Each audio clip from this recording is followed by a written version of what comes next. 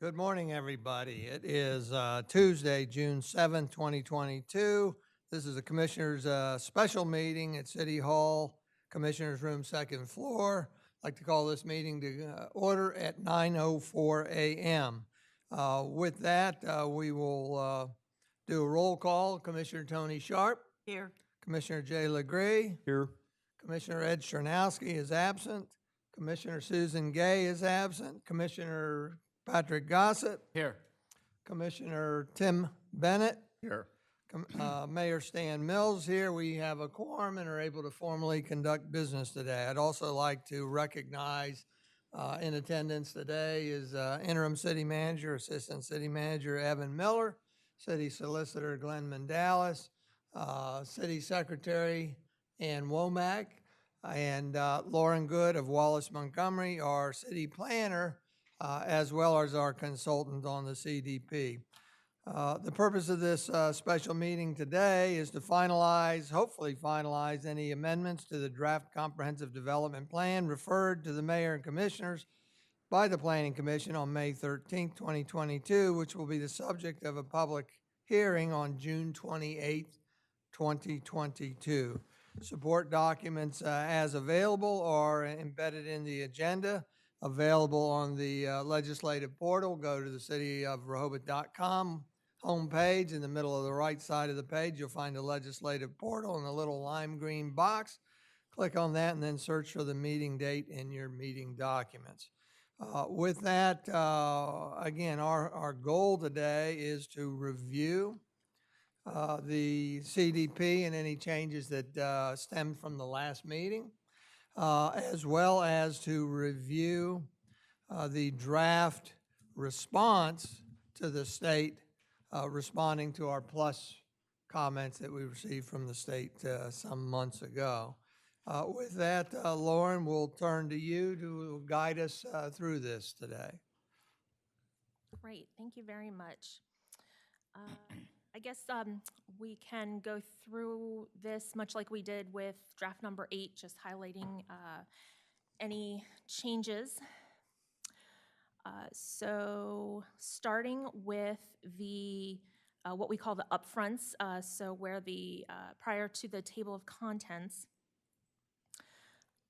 on page I, we have inserted a preface and a section called Interpreting This Plan. So this is language that the city solicitor provided to us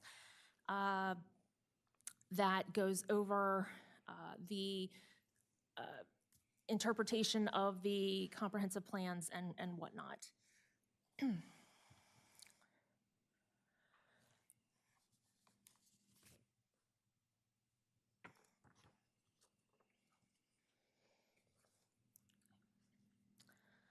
All right, let's see. Other than updates to page numbers in the table of contents and adding in any new sections that were new due to the revisions in the other chapters, that will be the extent of the changes to that chapter. Can I just ask a question on the preface, Glenn, that you prepared? Could you just give us a little kind of background or thought process of why that appears or what its need is? And I think, is this something that has been a part of previous CDPs, this type of language? There was similar language to this, I believe, in the 2010 Rehoboth Beach CDP. This is language I prepared now close to 10 years ago. Okay. And it's been in and out of plans in different municipalities. It's currently in Milford's plan. It was in Dewey Beach's plan at one time. I think it's in Lewis's plan right now, some form of it. But the idea here is, and this may be, a lawyer's desire to look out for the client down the road, because comprehensive development plans, in my view, I've seen them used, they are a guiding document for sure, but I've also seen them used against municipalities too often. I mean, we have, not to call out, but the most recent Board of Adjustment case that's being challenged, the argument before the Board of Adjustment was that the city's comprehensive development plan has aspirational goals, in my view, for Baltimore. And the, um, and the argument at that time was that the city didn't keep up in its zoning code with what the CDP was requiring. And so in that case, I think the CDP was sort of used and is going to be used against us in this litigation that's ongoing in that case. So this language is hopefully something that a lawyer can point to whenever the city has litigation brought against it, saying, here, this one little sentence in your plan says this, and you didn't do it, and therefore I get my approval. I'm able to point to this section and say, look, we very clearly set out some aspirational goals. We very clearly set out some required goals. And this tiny half a sentence that you're pointing at is not one of the mandatory goals that we've established in the plan. It's merely aspirational. And that's the intent of this language.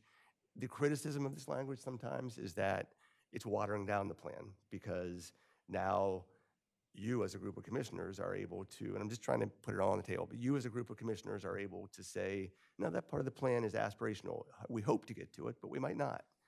And some people view that as watering down the plan. I view this as language that protects you in future litigation. I don't view it as watering down the plan. In fact, if you'll recall, at least twice during the meetings, I had Glenn explain the difference between force of law and aspirational. So I think this is worthwhile for different reasons to include in there. Thank you.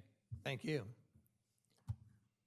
So Lauren, I guess again, go by page number so we can follow you along.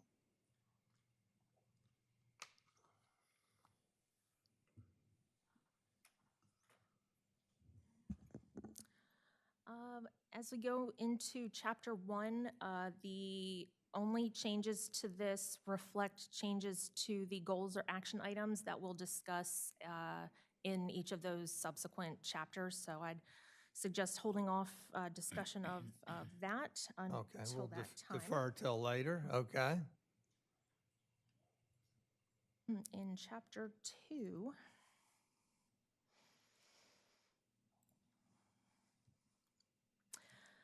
on page 2-10, and this is in the track changes version, these page numbers. So if you need, Give us 1 second to get there. 2-10. It's giving my finger a workout on this map. 2, 7, 8, 9. you need the 10, okay. okay. So this section adds a sentence about the use of Sussex County data for base maps. So this stemmed from the conversation we had at the last meeting, and this is language that the city solicitor provided to us to include. So my question was going to be, this has had legal review, but you actually furnished this to Lauren. Okay.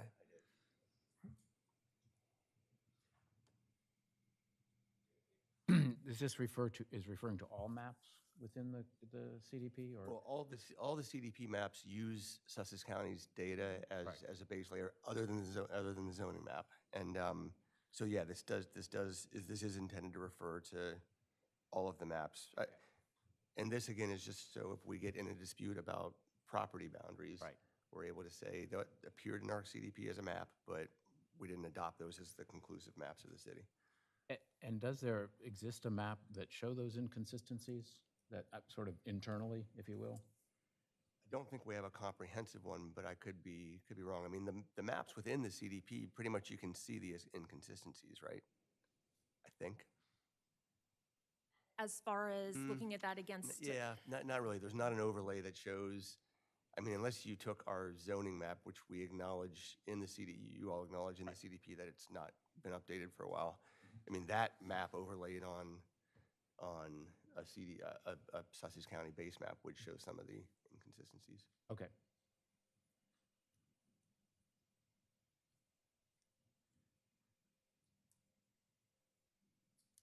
That was the only revision in chapter 2.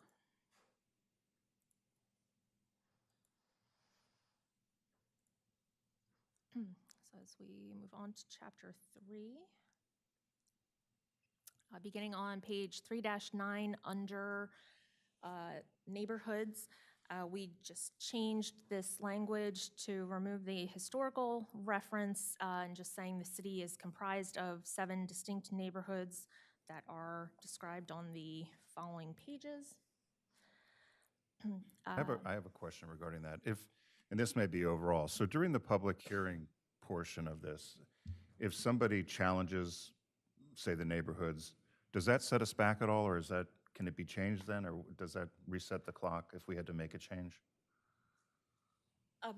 This would fall under the same type of situation as we had coming to before you. If the comment results in a change that is considered substantial, that could trigger going back through plus. So that's, again, at your discretion about what revisions may or may not be warranted after the public hearing.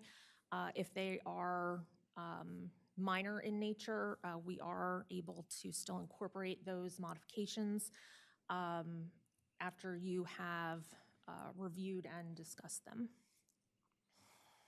My expectation is that the public hearing, we would garner feedback, receive feedback from members of the public. And then as for any comment, we would likely evaluate it and come up with our own conclusions to it, just thank them for the comment or act on it or amend something. In terms of this, if there was something to the maps, Lauren, my thought is that we could address it there because these maps that are in this version 9 were never presented as is to the plus group. So my thought is modify it, if we had to change a boundary here or there, I don't know that would be a big thing that raises to the level that it would need to go to plus. Now, remember, we're already beyond the deadline Right. where we can send something to plus. I had two residents this weekend mention to me that regarding school view, that was not be where they would consider themselves. And so I think they may make mention of that. So I'm just wondering if, in fact, we go down that road, is that going to change something? That's all. So these are more I know these aren't binding, I guess. they're more graphical representations. There aren't any policies within the CDP associated with these. It's more informational than anything else. So as far as any changes to these, they're not, I wouldn't consider them to be substantial, nor rising to the level where plus would need to re-review them. Okay.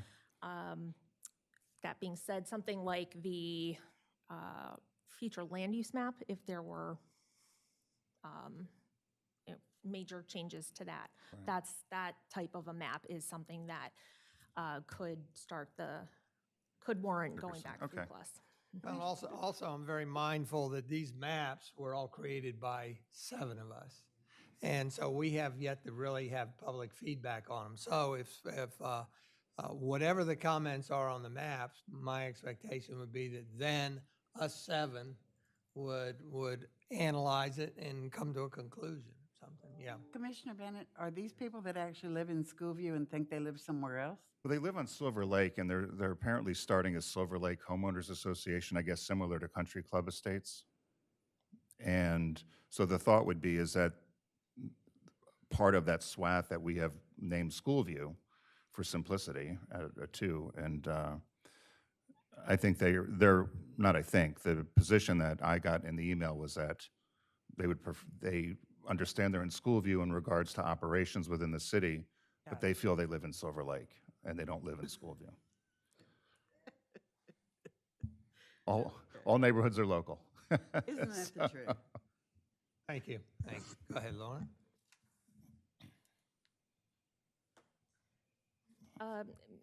Again, based on conversations from last week, mainly around the few parcels in the Country Club Estates neighborhood, we've updated the maps that would show those parcels being removed from Country Club Estates and associated with downtown or vice versa. Apologies, from downtown and being incorporated into the Country Club Estates neighborhood, as well as changing the street name from Park, on the west side of the park there to Park Ave, just to be consistent. So any of the subsequent maps that would show that have been updated. So the maps for downtown on page 310, the Pines on 311. I'm sorry, let me, if I can. I'm just seeking clarity here in terms of 310. The purpose of the right side vertical oval here is to identify what? Those won't show up in the clean version. Those were part of the track changes notes, just identifying the area where the parcels are being removed from Country Club Estates. So those four, They're really just slightly above the They're- oval. Yeah, well, they're for they're accuracy, slightly for off just accuracy, due to okay. That's just to show track changes. It won't appear in the final. Okay, okay. s- And then the left circle is really to identify what? the parcel that's on the corner of with Rehoboth Ave. That whole is that three? Right, right three- where three- the arrow is? Correct, yes. So that whole parcel had originally been shown as downtown. So the comment was that line should be basically drawn straight across to be even, and that everything south of that should be in Country Club Estates. The same with the four parcels on where the elongated oval is on the right side. Those were previously in downtown, and those have been moved to the Country Club Estates Right, right. neighborhood. I guess I really want clarity from the legal point of view, that this map, again, I think we all know this map is just to show general boundaries, and it carries no legal weight to it. But I just, with the 330 Rehoboth Avenue lawsuit and situation, I want to make sure that nothing can be construed from this map that would impact. Yeah, no, Mayor, I think that this map is pretty consistent with the current zoning that's represented, although this is not a zoning map. Now, when you say that this map doesn't have any legal significance, if, for example, at some future time, the Board of Commissioners passed an ordinance that says, you know, within the downtown district, this is permissible, you know, as referenced in the CDP, then it starts to have more significance, obviously. But now, these are just lines drawn around neighborhoods that don't have significance other than for, as Lauren says, just for informational type purposes. Right, all right. Thank you, Lauren. On page 3-11, the Pines neighborhood maps were updated just to change the reference from Park Street to Park Avenue, which is slightly above where that red circle is showing up on the track changes version. Let's see.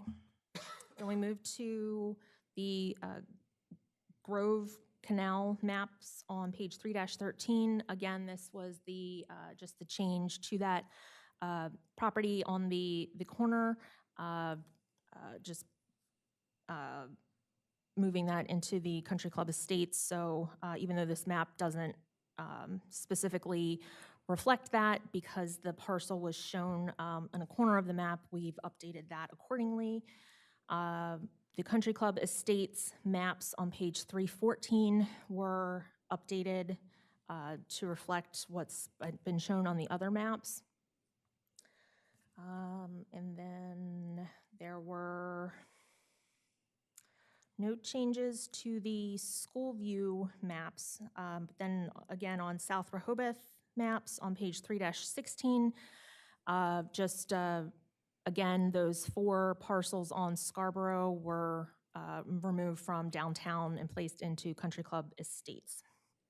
Lauren, just a quick clarification. Yes. Just noticed on, like, if you're on 316, the intersection there at the very lower left-hand corner, Lake Drive and Scarborough, there's that one house or one representation there that doesn't belong to anybody. So I don't know whether just to include that into Scarborough or if it makes any difference or not. Do you see what he's pointing to? It's a house on the opposite side of the end of Rodney Street there, right? Yes. That, basically, the way that the parcels are drawn here, that is, actually shows up as being incorporated into a longer stretch. It looks like following along the southern edge of Scarborough Ave into Lake Drive. Okay. So we can certainly either sort of square off Scarborough Avenue and make it as part of Country Club Estates, however you would like us to. I mean, it looked to me, I don't know if the others would agree, it looks like it's part of Country Club Estates, just for sort of consistency, or assign it to somebody, because right now it's just on its own. It needs to be colorized, yeah. Yeah.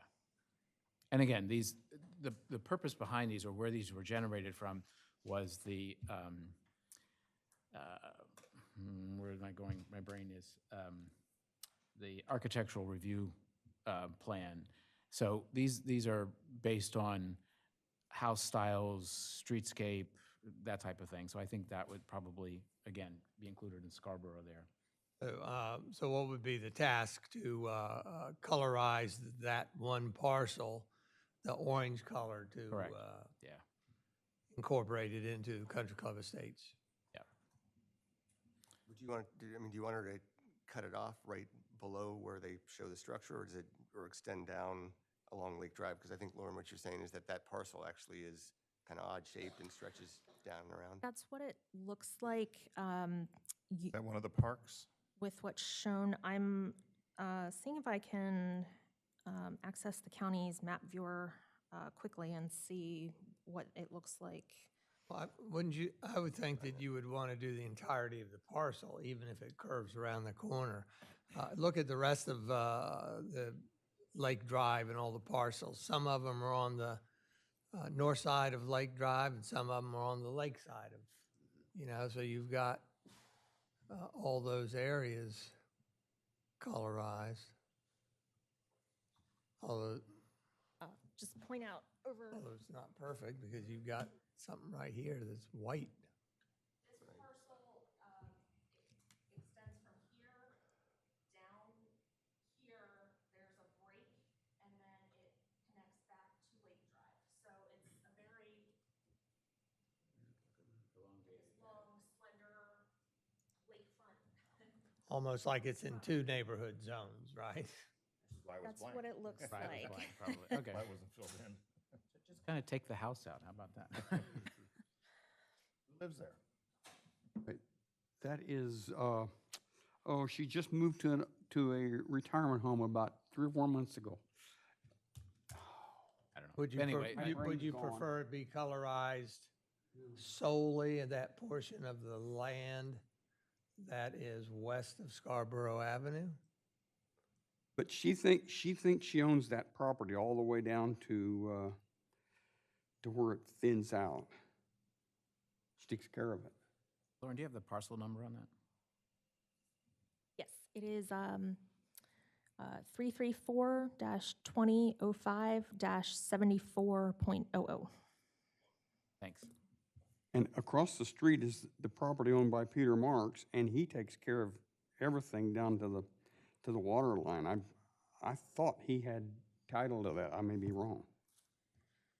Again, I don't want to we're already in the weeds, but just as an orphan piece of property there, I just leave I it. think I'd be satisfied with that portion of the property that is west of Scarborough Avenue. That would be great.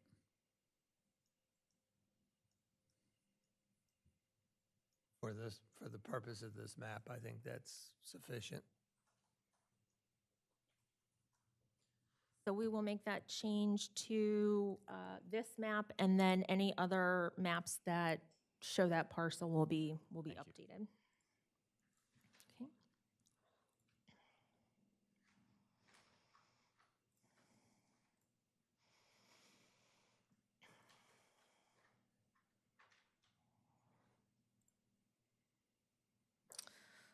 And those are the only, that's the extent of the changes to Chapter 3.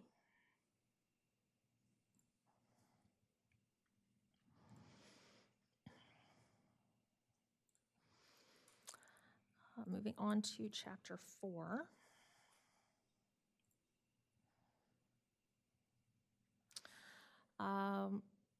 On page 4-18, under action items, this should be Give the us a second to second- last page. Give us a second, 418.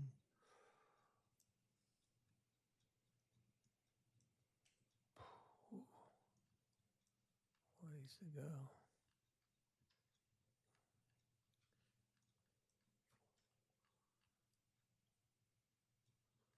Wow.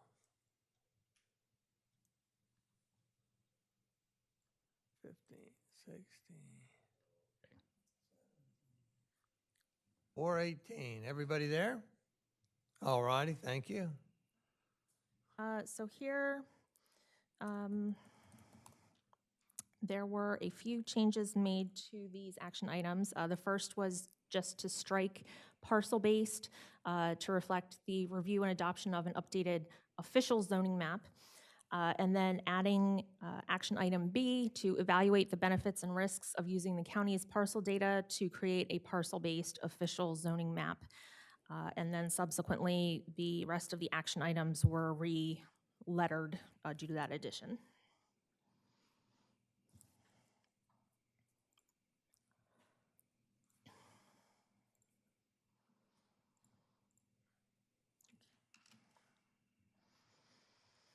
That was the only change to Chapter 4.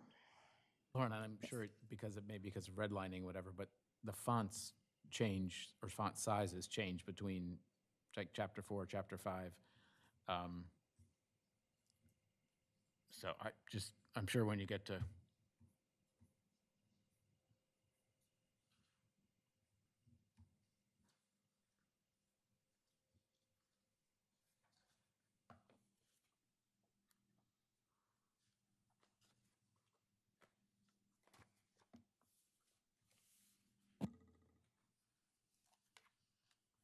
my eyes, they do, I don't know.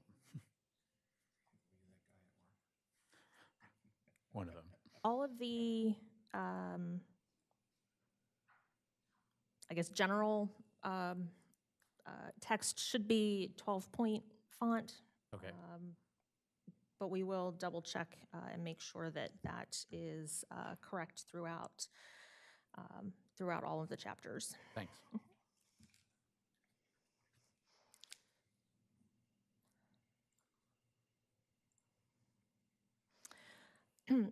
In Chapter 5, on page 5-21, a new section called Tourism was added. This was in response to questions about the tourism management plan that showed up in the action items. So this was something that Commissioner Gay and I coordinated on, this language. 521.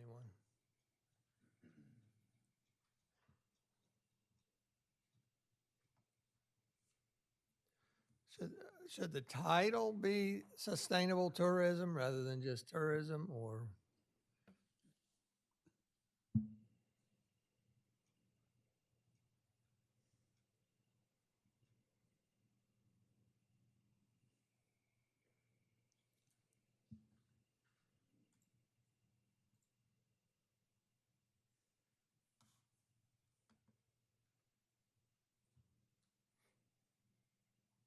Well, otherwise, everybody fine with her wording? I think I agree with you, Mayor, that maybe sustainable or something, because tourism has a different connotation than, I mean, this is more about maintaining character and infrastructure and versus marketing Rehoboth as a tourist destination. You're fine with the rest of the language?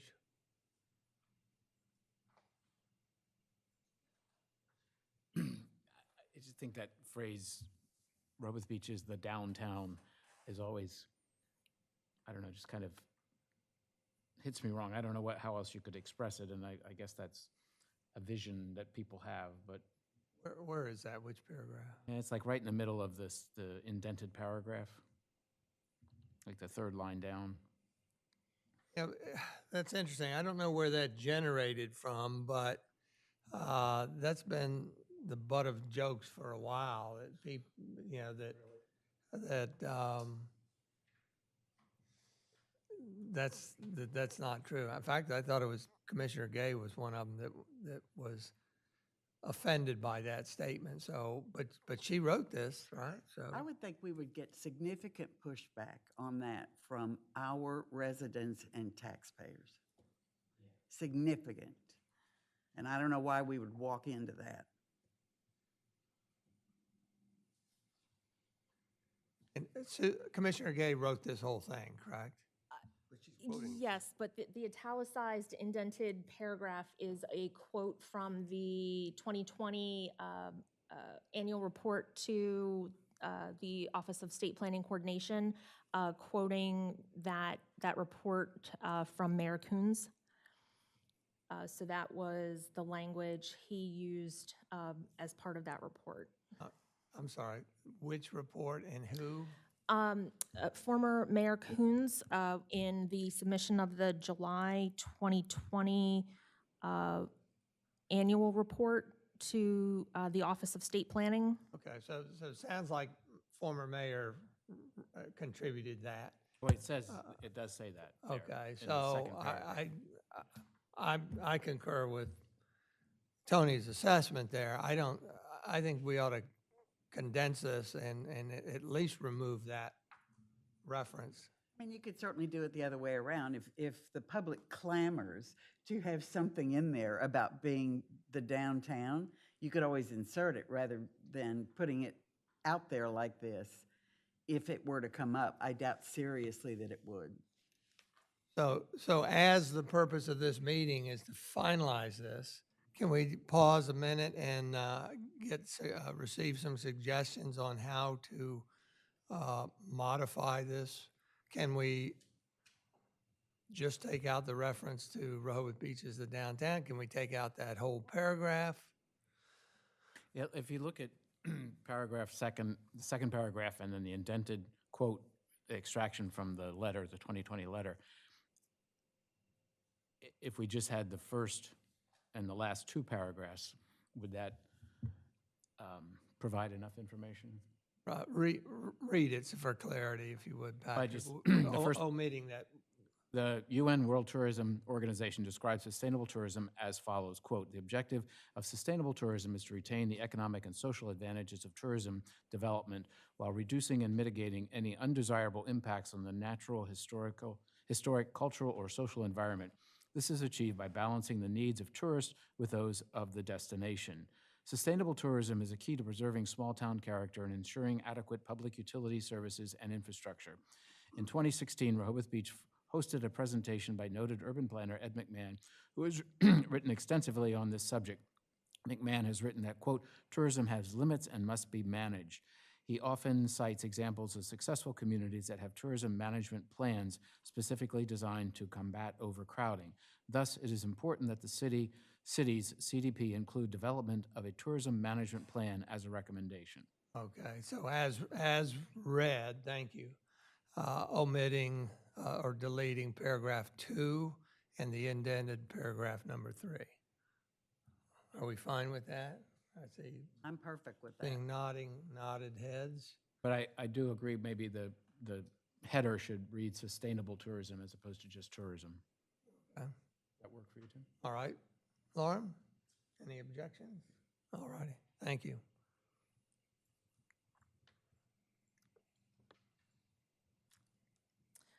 That was the only change in Chapter 5. Moving on to Chapter 6.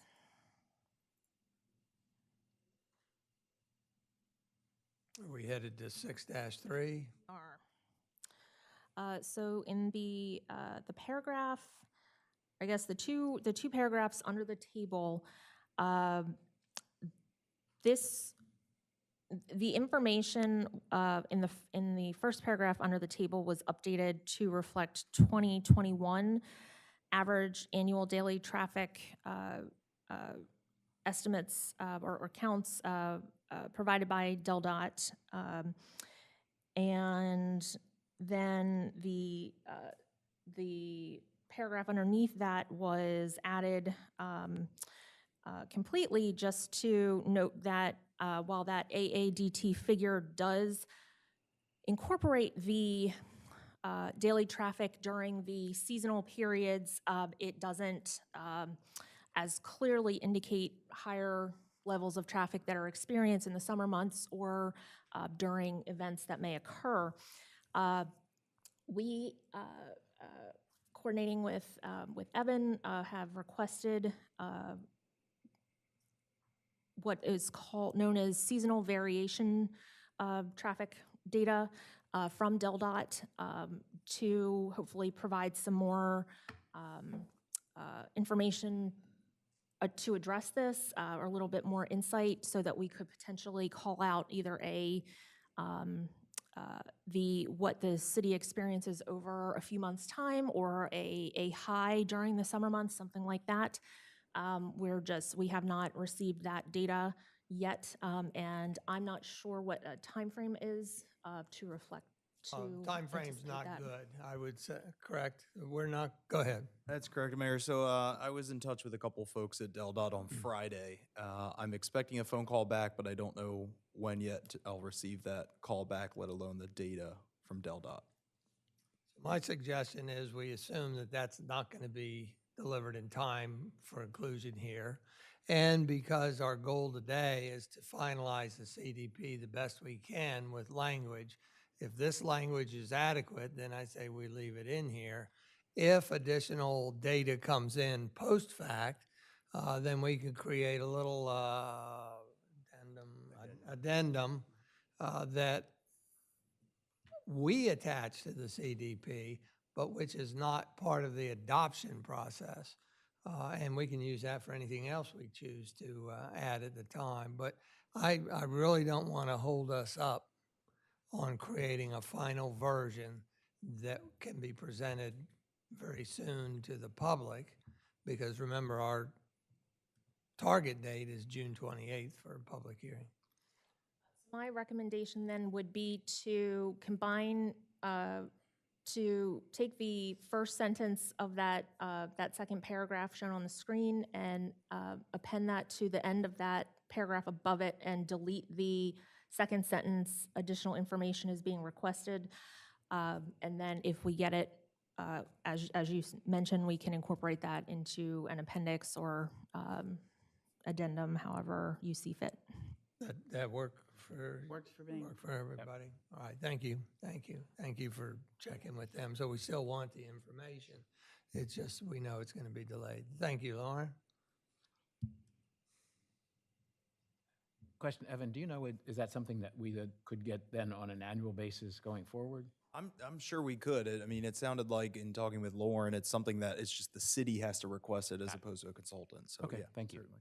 I don't really want to belabor this, but I just have a real quick curiosity. If, Evan, there is a quick answer for it, what do we do with this information? What do we do with it? And if nobody answers right away, let's just move on.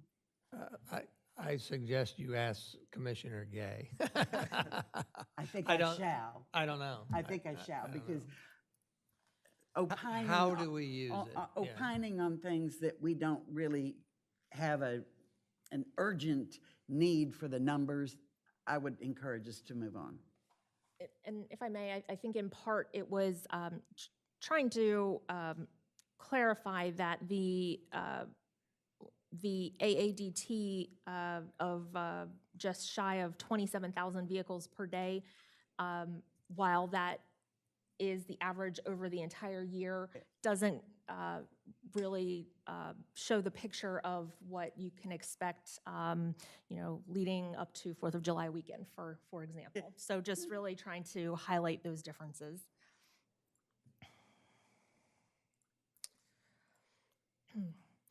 On page 6-4, the 3 bullets in the center of the page under the Lake Avenue Streetscape Improvements Project, the second bullet was just struck Maryland Avenue and from Correct. the beginning. Evan? Yep. Thank you. And then page 6-9 and 6-10, this will be figures 6.1 and 6.2. We obtained actually more recent DART maps showing the weekday and Saturday ADA service areas. They are in focus and beautiful. Thank you. Very clear and precise.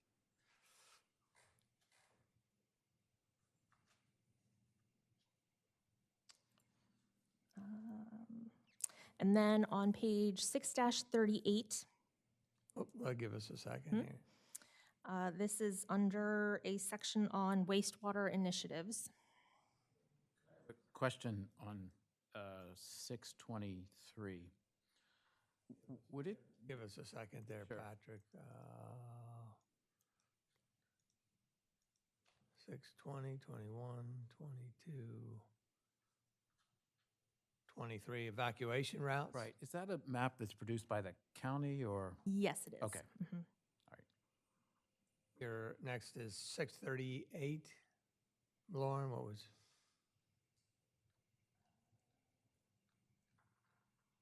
Yes, 6-38.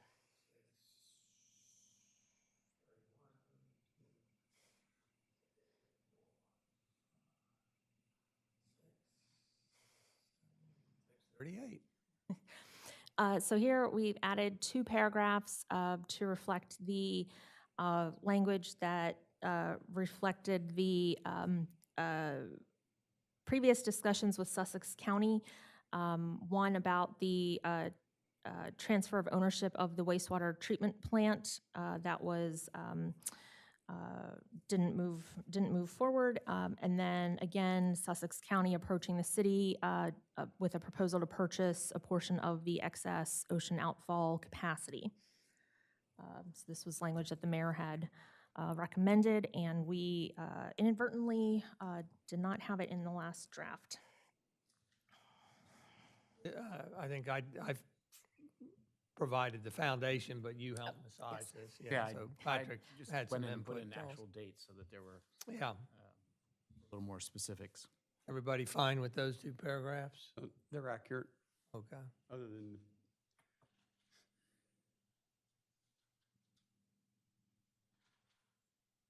On page 6-39, the last bullet on that page, we changed the language to read in-town customers may see an increase. It was previously will see an increase in their metered rate. So just made that word change. And those are all of the changes to chapter 6.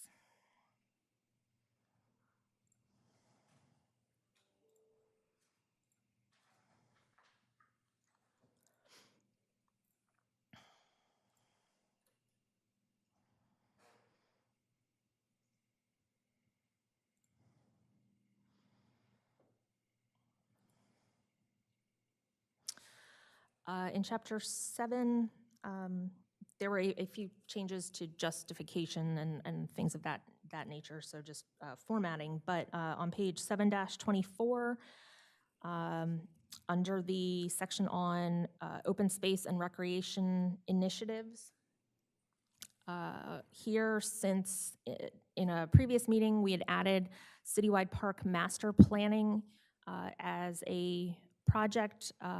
It was decided at the last meeting to delete the Lake Gerard Park master planning project, since that would be incorporated into the overall citywide planning process.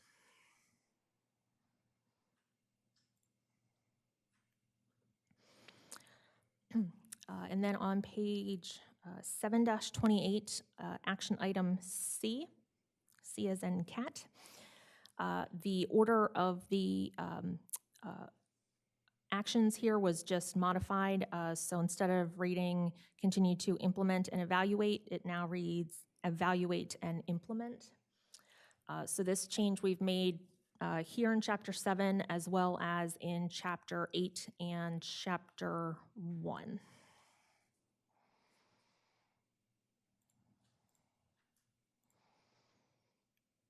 And those are the changes in Chapter 7.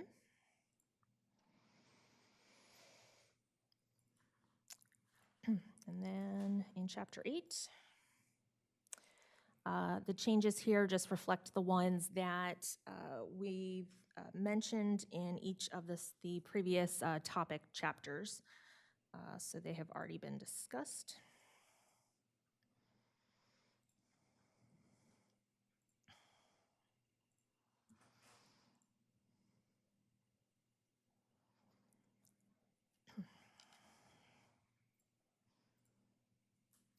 There were no changes made to Appendix A, acronyms and definitions, nor in Appendix B. Actually, in Appendix, no, I'm sorry, wrong chapter. No changes to Appendix B. In Appendix C, community engagement. Starting on page AC-2, for each of the interviews or questionnaires, each of these tables, both in this section as well as in the organization interviews, we changed the language at the end of the table from point of contact to source. So all of the changes, all of the tables have incorporated that change in language. Starting with AB2, is that what you said? AC. AC. Thank you.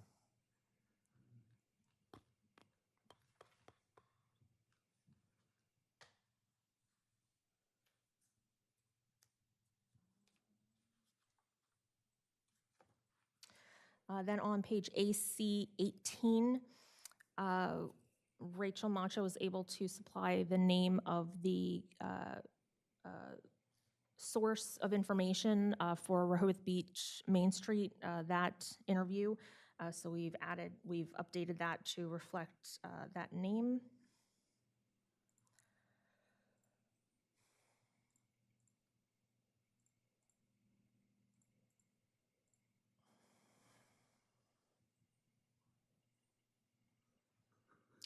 Those are the only changes in Appendix C.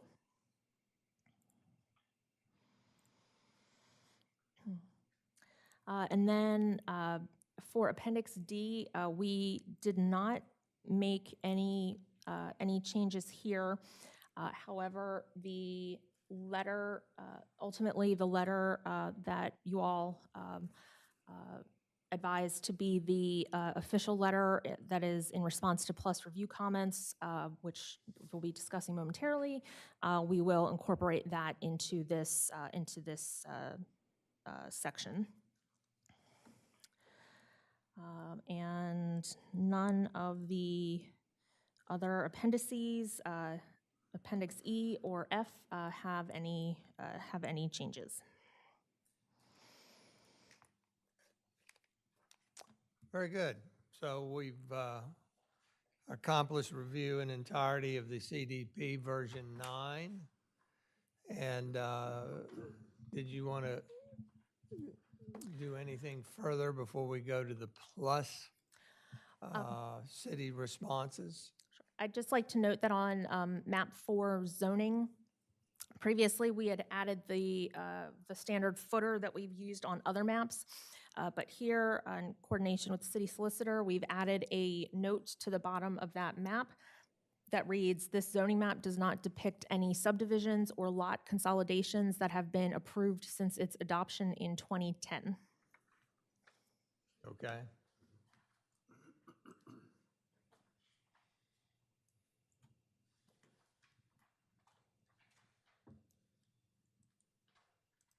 I believe that was the only change to mapping on the 11 by 17. So the only thing outside of the neighborhood maps that we've already discussed. That have a page number on it, just curious. Zoning map?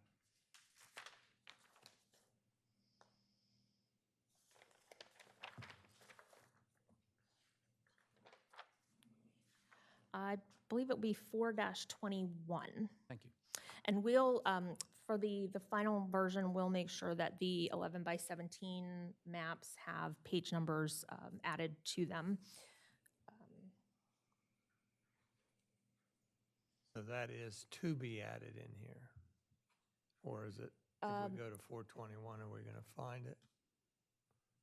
So the page numbering stops with the text or the Word documents. So these, any of these that would be the 11 by 17 or fold-out maps, maps 1 through 10, currently do not have the page number on them. However, what would be the correct page number is identified in the table of contents. So for the draft that we are preparing for, I guess, to be released associated with the public hearing, we'll make sure that those page numbers are added.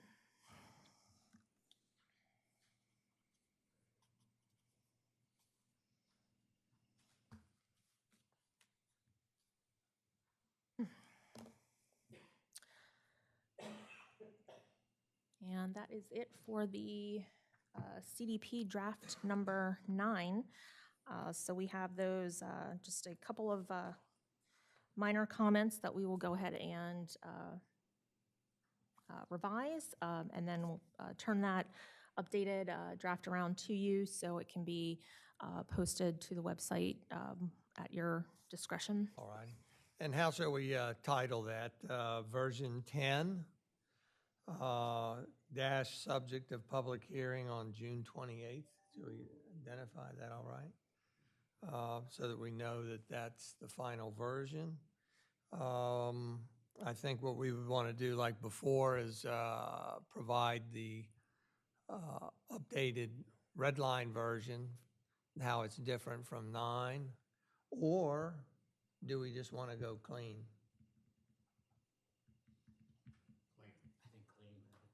Clean.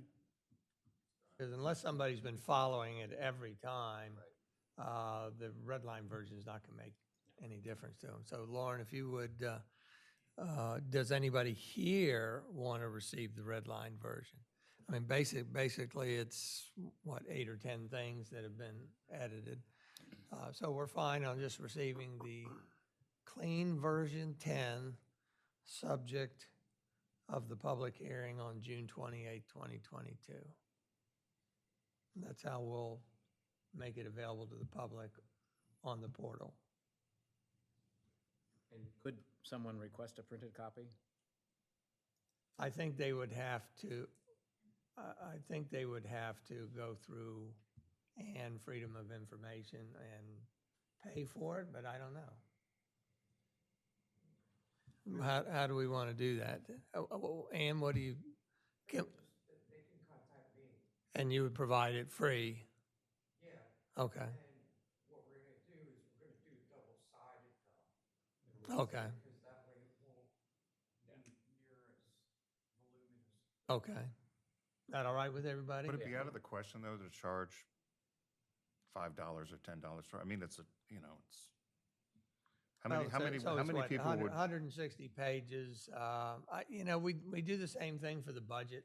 Yeah. We print it out and have it available to the public. I'm amenable to doing this. I can't imagine 50 copies being printed at the most, but also the final product, when it's adopted, will be available electronically online too.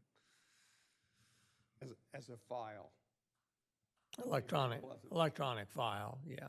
That's available to the public too, but there is a charge for that.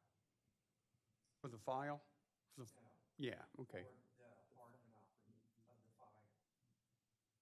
What we've done in other jurisdictions is at city hall or public library, something like that, we'd have a printed version that can be reviewed while someone is there, but not to take it with them.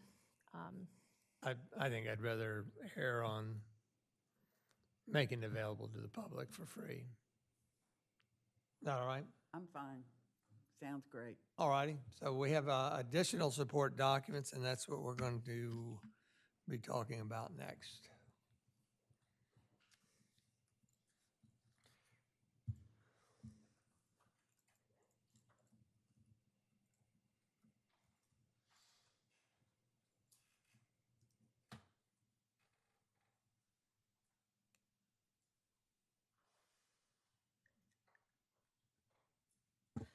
All right, so with this document, we provided the city with a draft cover letter, basically, that just provides some information, reference to the plus file number, as well as contact information. So please use it or don't use it, however you see fit.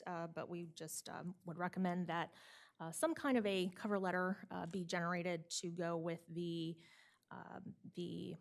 subsequent responses that are shown on the screen.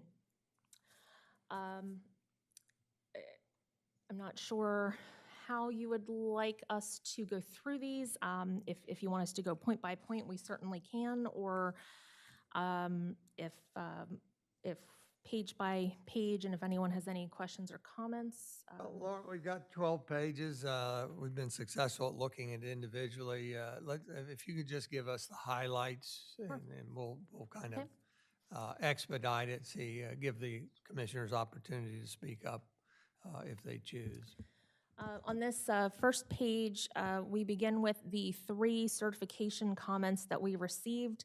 For all comments in this document, anything that is in black text was the original text that we received. It's just been copy pasted and perhaps some formatting modifications, but the actual language reflects the original documents. The red bold text are the draft comments that we have generated, just indicating how the city has responded to each of the comments received. So for the certification comments, these were fairly minor. The first, just we have added information to Appendix D, just highlighting the input that we've received from the county and neighboring jurisdictions. We've updated a table number reference, and then we have provided future land uses for properties within the annexation growth areas, and those show up on map number 5. Those comments are the ones that had to be addressed in order to meet certification requirements. Again, all others are recommendations from the identified agency. Beginning with the Office of State Planning Coordination, this comment, one, they complimented the city on the plan and the work that has been undertaken, so I just want to highlight that. But then they just asked for some additional information on the mapping issues that were encountered. So that section has been updated within Chapter 2. Moving on to comments from the State Historic Preservation Office. The response that we provided is just noting these comments and stating that the city has elected not to make additional changes beyond what is already outlined or discussed in the plan. Lauren, just if I may, a general question. That terminology or phrase is used frequently in the response letter. I'm just curious, it says the city. Can you give me a little background? Was that from the Planning Commission or from discussions here with the mayor and commissioners, or is kind of a combination, or? I think it was really a combination of the two, but so these The original plus comments, as well as the neighboring jurisdictions, those were all in response to draft number 5 that was put forward. That was the draft that the Planning Commission based their public hearing on. We received these, circulated the comments to the Planning Commission, and then after the, I guess as part of their discussions, came up with recommendations for how the Planning Commission wanted to address each of these comments. So those are what those were incorporated into the draft that you all received. I believe that would have been draft number 7, I think was the draft that you received. So the only changes from that would have been any items that were specifically discussed during the past few meetings with this commission. Ultimately, I think it's referring to us because we're the ones making the final decisions. We have the choice to act on anything or not, but thank you, Lauren. Let's see. The comments from DelDOT, Department of Transportation, these were fairly minor changes to an acronym, some updated language related to the Wilmington-Baltimore Avenues Streetscape project, which that was done in coordination with DelDOT, as well as the city manager and city Public Works Department to make sure that everyone was satisfied with that language. And then DelDOT had included a recommendation to consider limiting vehicle access on the loop around the bandstand to transit vehicles and vehicles that are loading and unloading. The Planning Commission elected not to incorporate additional language to address that, and we have not had additional discussions or changes requested here to make any related modifications to the draft.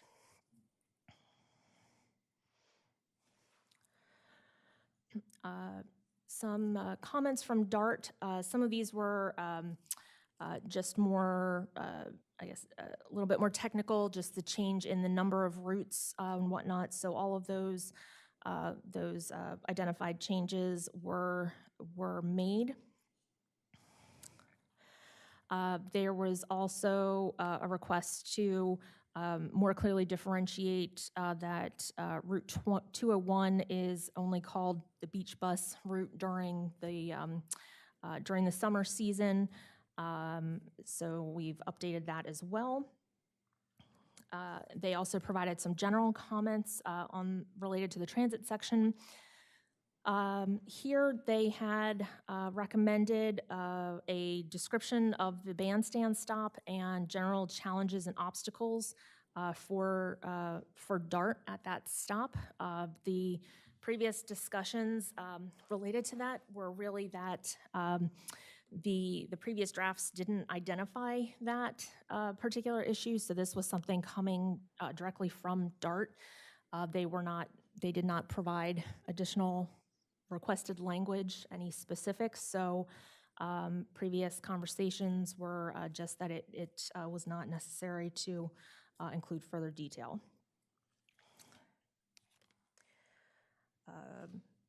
Similarly, while there was a comment that if the city had a vision of improved DART service, more specifics should be mentioned with defined goals and strategies. Our response here is that without having a more detailed discussion, and certainly doing that without DART being a collaborating entity, that wouldn't really seem appropriate. And then a comment about including walkable friendly design or similar concepts in other sections. Other chapters do reference these to some extent, but have not elaborated more so than what was previously included. Moving on to the DENREC comments.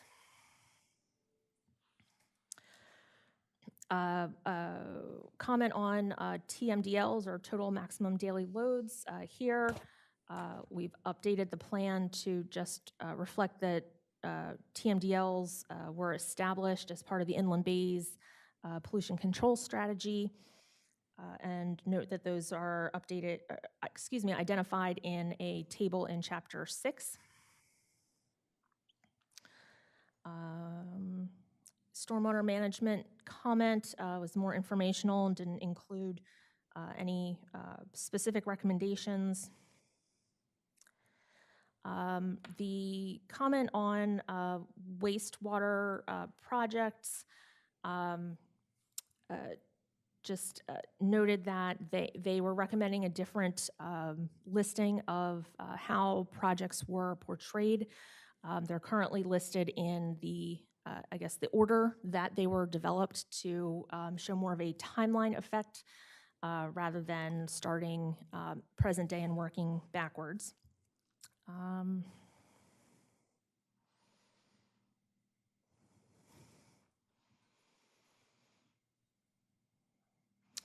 A comment under wetlands and buffers.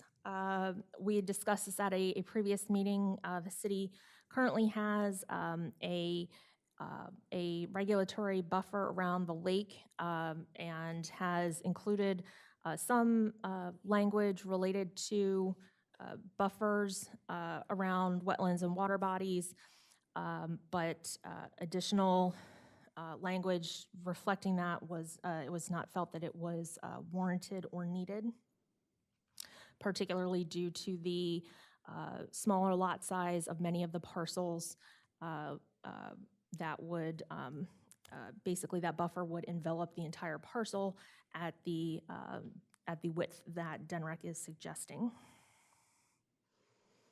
In the wetlands and buffers paragraph, last sentence has a strikeout.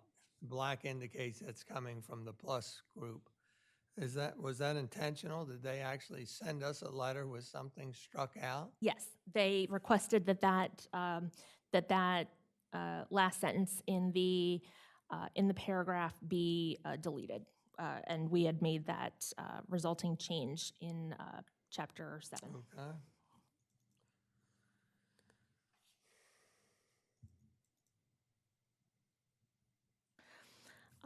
Somewhat similarly, this section on beach preservation, they asked that we clarify some language by adding that no construction can take place seaward of the building line or landward of the building line within the regulated area. So we have updated that language. They also had a request for clarification regarding the canal dredging information. So we've updated the language to just clarify when that estimate that we had originally stated had been generated. They noted that climate change was well addressed in the draft and that it referenced the Delaware Climate Action Plan.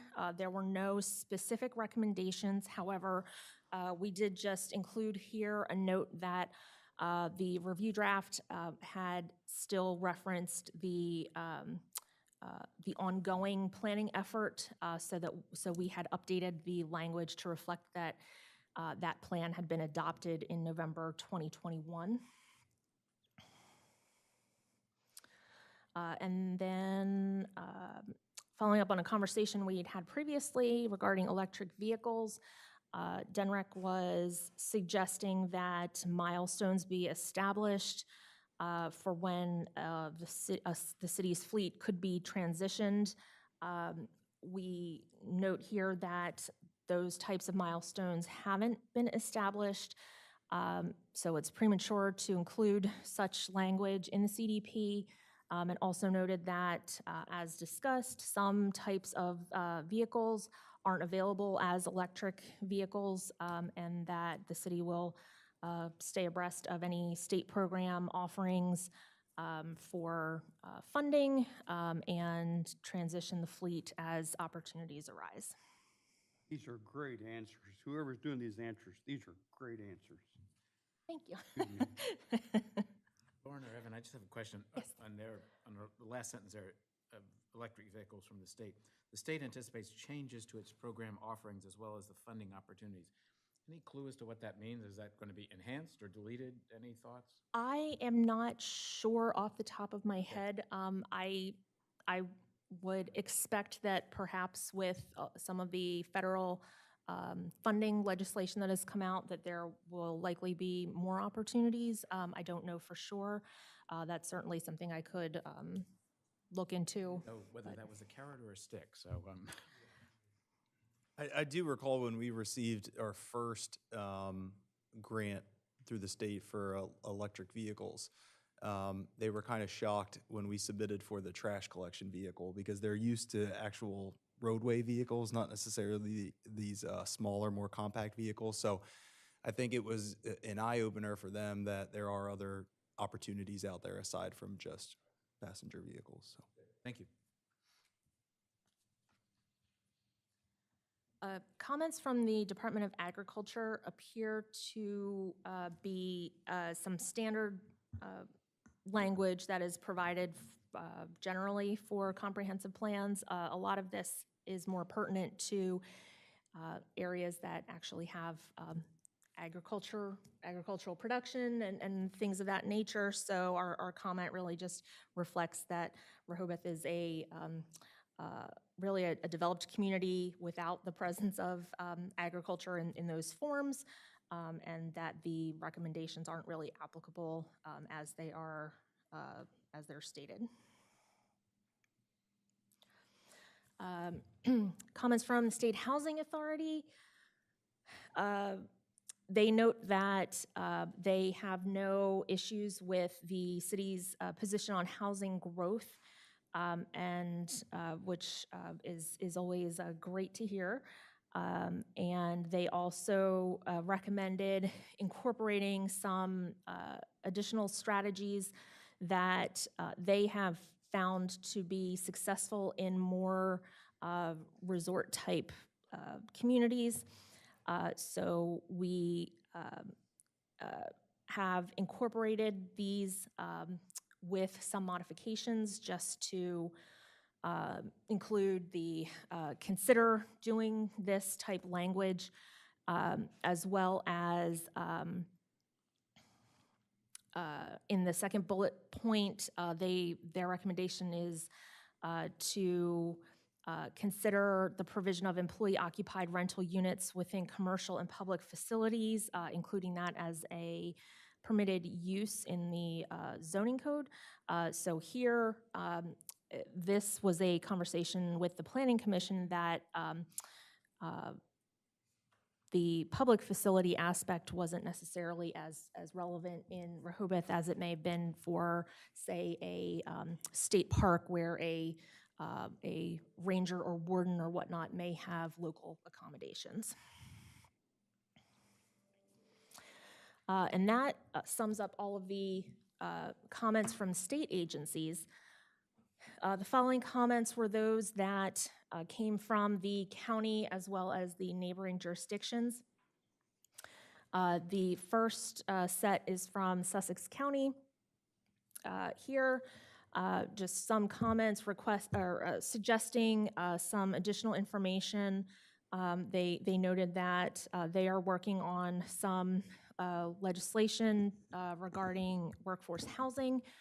The conversation with the Planning Commission on this was that at that time, the legislation didn't have the warmest reception, let's say, and that because it was still a work in progress, the Planning Commission felt it was premature to note that the city's position on housing growth aligned with what Sussex County was doing, since We don't know, or we didn't know how that would turn out.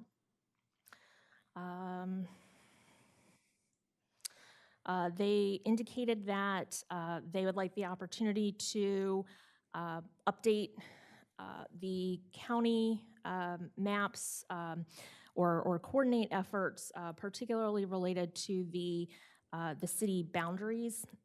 So this is something that after adoption, coordinating the distribution of the city boundary GIS data between the city, county, and state would be appropriate. And then they also requested some additional information in the water and wastewater utilities section regarding some projects that have taken place. So these initiatives were added based on information that we received from the city manager and public works department. And that sums up the county comments. Yes. Just one, on the page 11 there, the third line down, when it talks about the Rehoboth interconnect, is this, the third line, the variance is water sharing in the event. I think it just says vent. At the very end of this, the third line, right there, should say event, I believe, as opposed to vent. Okay, thank you.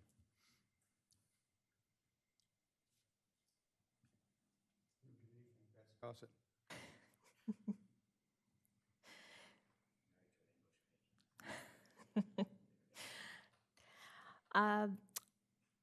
The Town of Dewey Beach and City of Lewis acknowledged receipt of the plans, but they did not have any real comments. The Dewey Beach noted that they were impressed with the plan. So again, we always like to highlight those, but both of those jurisdictions didn't have additional comments. Comments from Henlopen and Acres.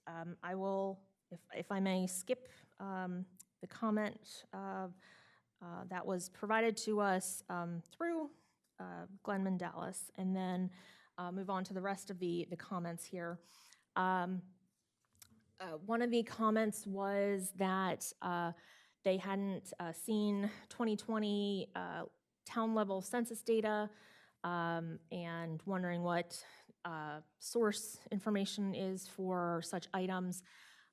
Each of the tables, charts, figures, maps, etc., sources the data set used, so those can be seen if you refer back to any of those.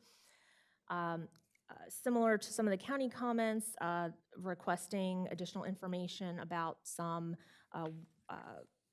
water or wastewater interconnect projects, so those were previously incorporated. The other two comments are related. This reflects the Henlopen Acres provided some documentation that they had annexed a portion of the canal. Those documents are provided in Appendix C, I believe it is, in their entirety, so we did not replicate it because there's several pages provided there. But this response is just that based on that information and conversations with state planning, it was decided to incorporate a brief paragraph explaining what that relates to, and then adding a note on the maps that are provided in the CDP with a hatched area over the section of the canal in question. And just noting that when a resolution to this issue is reached, that subsequent revisions to the CDP, whether that is at the 5-year review mark or the 2030, 32, whatever year ultimately that ends up getting done, 10-year update, that the maps at that point just reflect the updated boundary. That Henlopen Acres mapping and criteria is in Appendix D. D. D, yeah. And that is the end of the Plus County and neighboring jurisdiction comments and the draft responses to them. Good job. Thank you very much. Any questions on this? We'll put this to bed. This will become a support document. The cover page for that indicates that you admitted indicates city to determine if letters to come from the mayor or the city manager. It would come from the mayor on his letterhead. And I agree with Commissioner Legree. It's very well written. The responses, we appreciate that. With that, is there anything further that we need to review? Nothing that needs to be reviewed from my standpoint, as long as everyone is satisfied with the comments that have already been brought up today. We will go ahead and make those modifications. Tell me about the Plus Review responses. One of our next steps is to conduct a public hearing on June 28th, okay? Out of that meeting, or one of the objectives is to vote to adopt version 10 of the CDP that's in front of us with any minor changes that might crop up. How do we handle these? Do we need to formally vote on the Plus city responses? Or do you have a different timeline to return these Plus city responses to the state? So technically, the way that this is identified by the state to work is that once we send these responses to them, they technically have 20 working days to review and say, yes, you have addressed certification comments and we don't have any further issues, and you can move forward to adopt the draft pending governor's certification. It typically does not take anywhere close to 20 working days. That is just their ultimate time frame to get that back out. And since we had very few certification comments, it should be a pretty quick turnaround for them. So this can be sent either, it's recommended that it be forwarded I guess closer to the date of the public hearing. Just if there is something that were to come up, we could highlight it here. But once they give their okay, then you are free to move forward with the actual adoption. Would it be prudent for us to give our okay today so that this can be sent forward? I would hate for them to do their thing and come back with something that interferes with our conducting the public hearing and our ability to consider or vote on adopting the CDP at that time. But There weren't any objections to the responses that were prepared, so I think unless there is objections. are we okay with forwarding that? So and we don't need a formal vote on that. So you've got our authorization to act on the Plus responses, and I'll very just good. Very coordinate good. with you on the cover letter piece of it, and Yes, we'll have very that good, very good. ready to go. So to summarize, I guess, a couple things. One is we have a version 10 of the CDP that's stemming out of today's discussions with any changes, and labeling it as version 10 with the correct date and subject of public hearing June 28th. What is the timing to get that into our hands, Lauren, so that Ann knows when to expect it?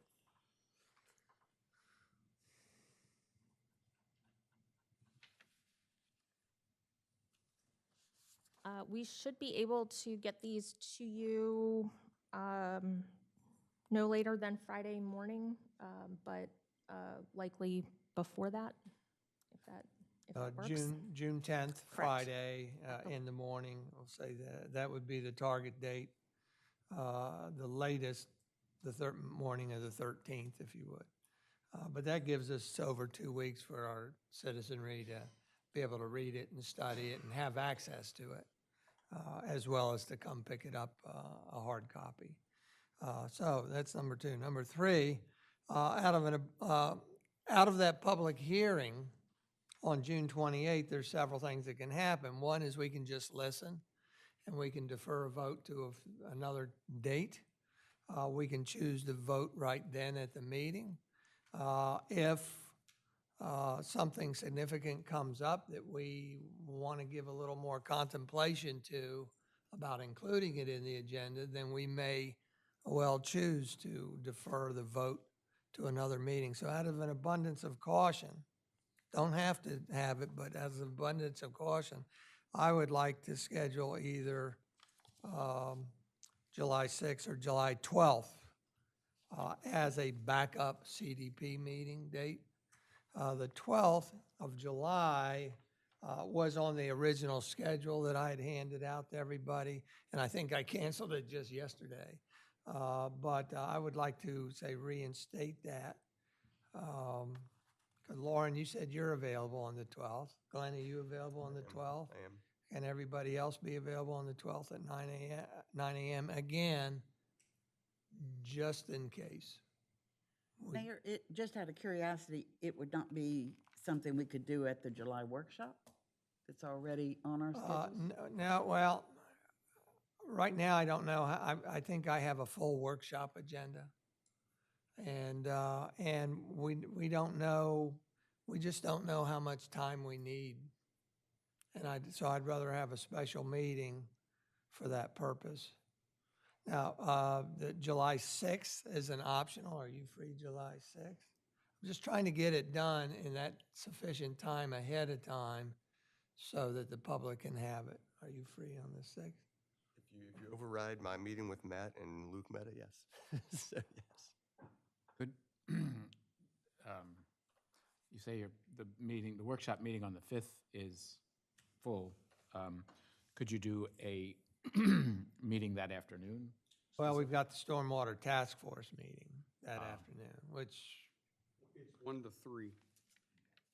And those are hard stops. So at 3, if it's up to y'all.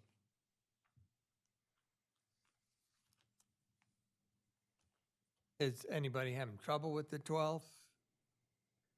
Because again, I've got the city solicitor and Lauren that's available. Since you asked if anyone's having trouble with the 12th, I'm just having trouble with the constant scheduling of additional meetings, because to me, approving this CDP is much more important than what I would anticipate. I already know 2 things that are going to be on the July workshop that we deferred from yesterday. But to me, they both pale in comparison to getting this document that is so overdue in the first place off of our plates. If it's just me personally, then I defer to everyone else. And I guess your silence speaks volumes. I would It's just me personally. I would agree with that in the sense that I think, of the issues that we deferred from yesterday, this has been hanging over our heads for more than 2 years. But if you can make it on the 12th, what's the big deal other than you have appointments, other commitments, or you just don't want to attend? I mean, on the 12th, I could make it for a 1-hour meeting at 9 a.m. But after that, I've got commitments starting at noon.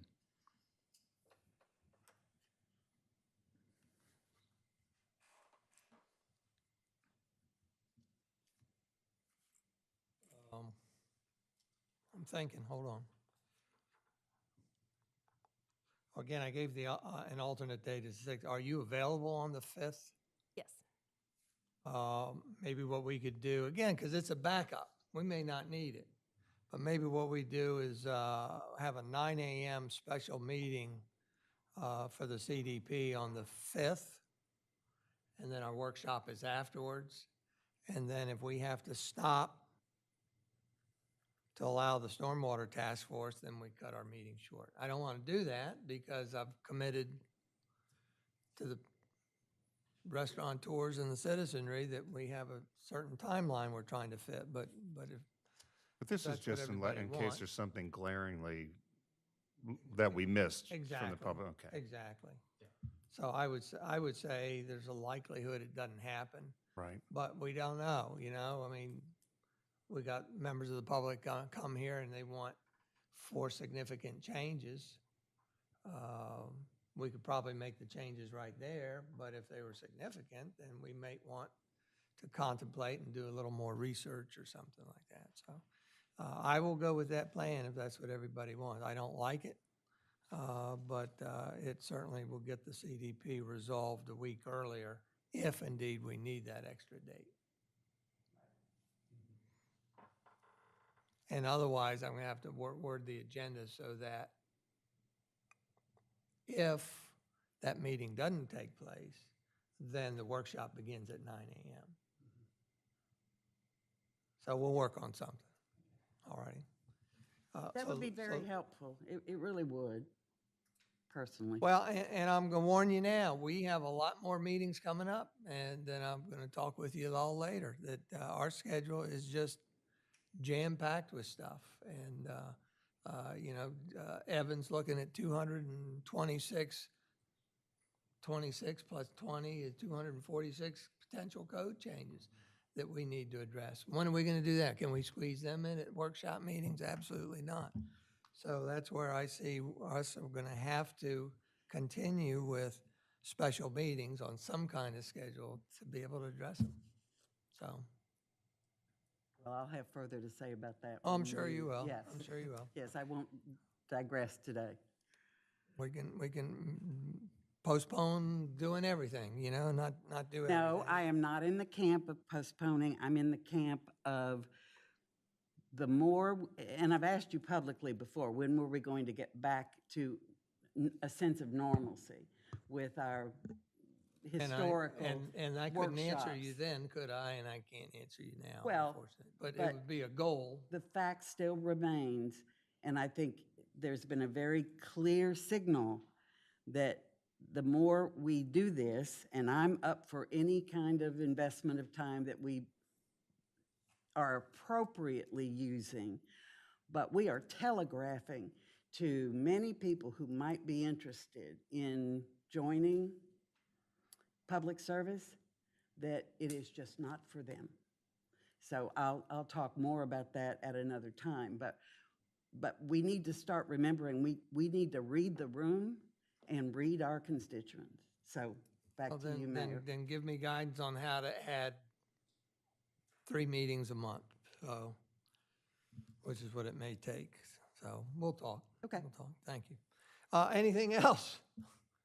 Thank you very much. With that, we have our path forward, and I think has already posted some, or published some of the public hearing notice for June 28th, haven't you? Or it's coming up, so that we're all legal. And with that, I want to thank everybody. We'll adjourn this meeting at 10:38 a.m. Thank you. Thank you. Thank you for coming, Lauren. We appreciate your